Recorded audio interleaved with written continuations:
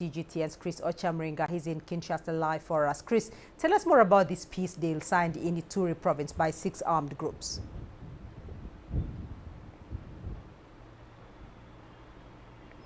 Yes, according to a government official I spoke to, he says these 6 armed groups that you have just mentioned, CODECO, the Cooperative for the Development of Congo, Zaire, the Patriotic Resistance Front for Ituri, and the 3 others gathered in Aru town in Ituri province to end hostilities and try and build their region that has been devastated by war since way back in 2017.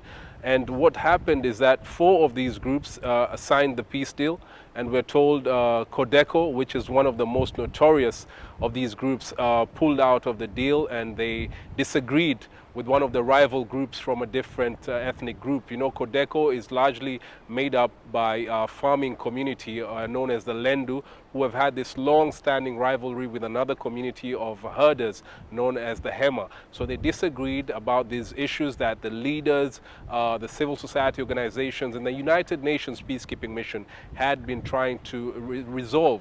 And so people are saying that there might be a continuation of fighting because CODECO has been the one behind a lot of the attacks against civilians in that area. What we know is that the DRC government recently signed an agreement with the Ugandan People's Defense Forces, the Ugandan army, to hunt down CODECO and other negative forces that refuse to lay down their arms. So we're likely to see more fighting in that area until these groups are defeated. Beatrice? Well, Chris, you know, the DRC is celebrating its Independence Day.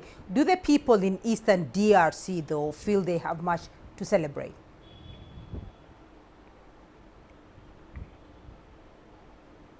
Well, I spoke to a couple of people in the east of the DRC, and they said that many of the residents in Eastern DRC do not feel any reason to celebrate the 65th independence anniversary because they have been the ones who have suffered the most in this conflict. You know, after the 1994 Rwandan genocide, there were Hutu extremists who fled into the DRC, and they started causing havoc, planning to attack Rwanda.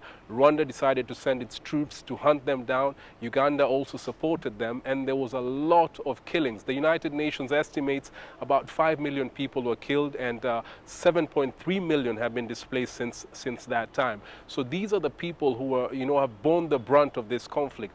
People in other parts of the DRC, like Kinshasa and other provinces, have not felt the pain that the people in Eastern DRC have felt. And whenever these these conflicts are resolved, it's always about, sharing positions of power between the 2 belligerent groups.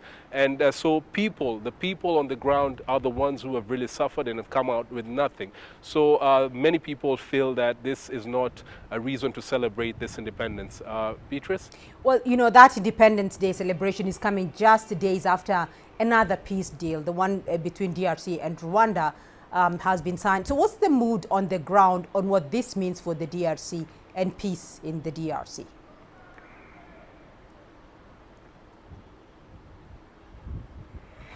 Well, first of all, Beatrice, it's still early days because this deal was just signed on Friday in Washington, D.C. And according to one of the clauses, Rwanda and the DRC are supposed to form a joint coordination security mechanism team to implement all the different issues, the respect for territorial integrity, the cessation of hostilities, the disengagement, and the respect of the Luanda commitment about, withdrawal of Rwandan forces, which the Rwandan government calls the lifting of security measures, and then also the hunting down of the FDLR militia. So we still have a month to go before there's any real impact on what this deal is going to mean for the people there. But we've heard from the leader of the Alliance Fleuve Congo, which is the political wing of the M23 movement, saying that this deal that was signed in Washington was between the DRC and Rwanda.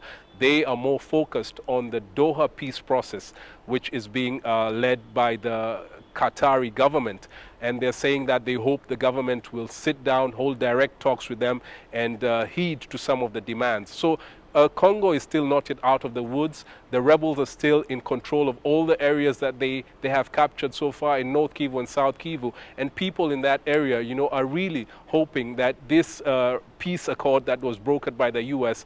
will bring lasting peace this time round. Beatrice? Well, Chris, on another matter, though, the UN's High Commissioner for Human Rights announced a suspension of a fact-finding mission on human rights abuses committed in Eastern DRC since 2022. How much do we know so far about this, and what's the likely impact?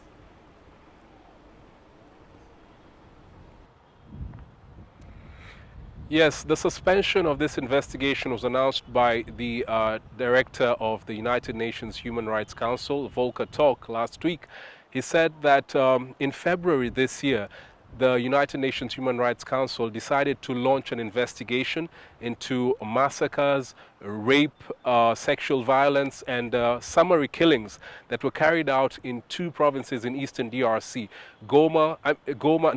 two cities, Goma and Bukavu. After the M23 rebels captured that area, they noticed a spike in these human rights violations. So they said they will carry out investigations to ensure that the victims get justice and they end this cycle of impunity which has fueled the conflict in eastern DRC. So this was a very important exercise to ensure that victims of this conflict get justice. But he said that they have a shortfall of about $60 million because some of the United Nations members have not been making their voluntary contributions, and also because of aid cuts by the United States. So he said unless they get money, they will not be able to carry out this very important exercise to help the DRC get justice for all the victims who have suffered. You know, very many women have been raped, people have been killed, and you know, in order to have real peace, there has to be justice. So Congolese people have been calling on the international community to contribute money so that this exercise is held. Beatrice? All right.